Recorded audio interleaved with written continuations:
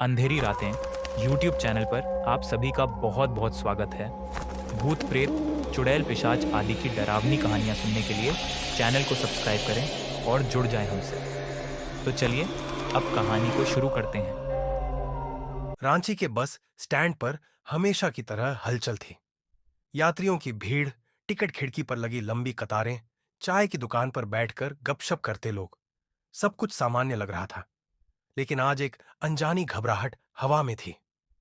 बस नंबर 410, जो रात 9 बजे दिल्ली के लिए रवाना होती थी, प्लेटफॉर्म पर खड़ी थी। ये बस हमेशा चर्चाओं में रहती थी, क्योंकि इसके सफर के दौरान अजीब घटनाएं होती थीं। कई यात्रियों ने शिकायत की थी कि उन्हें बस में कुछ अजीब महसूस होता है। कोई अदृश्य छाया, अचानक बुझती जलती लाइटें और सीट पर कोई अदृश्य भार। लेकिन इन सब अफवाहों को हमेशा मजाक समझकर टाल दिया जाता था। उस रात जब बस अपने सफर के लिए तैयार थी, तो उसमें करीब 25 यात्री सवार थे। बस के कंडक्टर रामलाल और ड्राइवर मोहन पिछले कई सालों से इस रूट पर थे। उन्हें इन कहानियों पर ज्यादा भरोसा नहीं था। लेकिन आज एक अजीब बात हुई। जैसे ही बस रवाना हुई, एक लंबा कद वाला आदमी जो अंधेरे में लिपटा था, बस में चढ़ा। उसने कोई टिकट नहीं खरीदी, बस पिछले कोने की सीट पर चुपचाप बैठ गया। उसकी आंखें असामान्य रूप से चमक रही थीं। जब रामलाल टिकट के लिए उसके पास गया, तो उसने बिना बोले बस अपनी जेब से एक पुराना फटा हुआ टिकट निकाला। उस टिकट पर तारीख थी 15 साल पुरानी। रामलाल के रोंगटे खड़े हो गए। बस जंगल के सुनसान रास्तों से गुजर रही थी। बाहर घना अंधेरा था। आधी रात का समय था और ज्यादातर यात्री सो चुके थे। तभी अचानक बस का इंजन अजीब आवाज करने लगा और हेडलाइट्स टिमटिमाने लगी। ड्राइवर मोहन ने बस रोक दी और इंजन चेक करने बाहर निकला।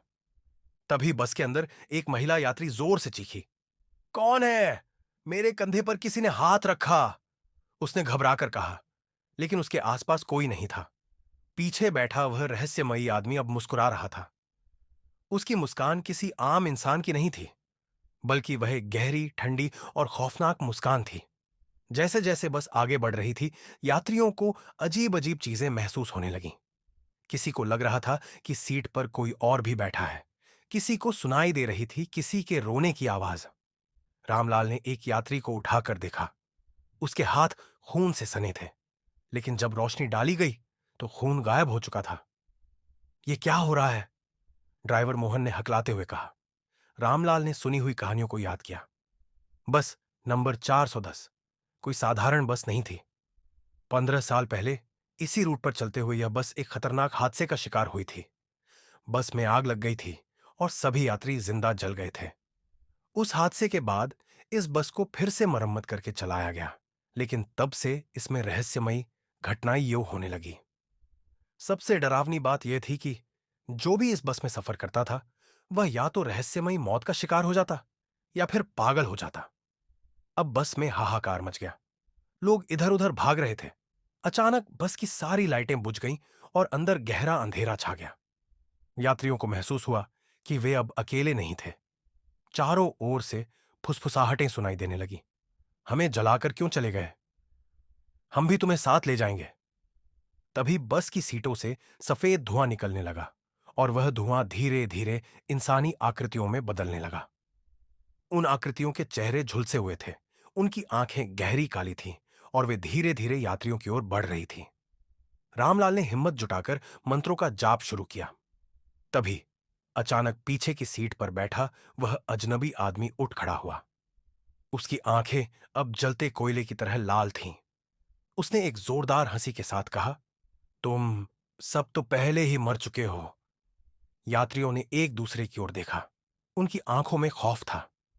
तभी बस की खिड़कियों में से उनकी परछाइयां गायब होने लगीं। उन्होंने अपने हाथों को देखा। शरीर धीरे धीरे धुआं बनकर गायब हो रहा था। ड्राइवर मोहन, कंडक्टर रामलाल और सभी यात्री, वे पहले ही मर चुके थे। बस नंबर 410 किसी को दिल्ली नहीं ले जा रही थी, बल्कि यह तो उनकी आत्माओं को एक न खत्म होने वाले सफर पर ले जा रही थी। तभी एक और खौफनाक मोड़ आया। बस के पिछले हिस्से से एक और साया धीरे धीरे आगे बढ़ रहा था।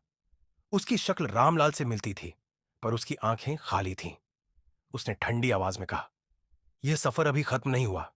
हर रात नए यात्री चढ़ते हैं और उनके साथ भी यही होगा। अचानक बस की रफ्तार बढ़ने लगी। कोई भी उसे रोक नहीं सकता था। बाहर घने जंगल और सुनसान रास्ते थे। बस अनंत काल तक चलने के लिए अभिशप्त थी। क्या ये अंत था या फिर एक नई शुरुआत? दोस्तों, ये कहानी अगर आपको अच्छी लगी तो प्लीज इस चैनल को सब्सक्राइब करें ताकि आपको ऐसी ही रोमांचक कहानियां सुनने को मिलते रहे। धन्यवाद।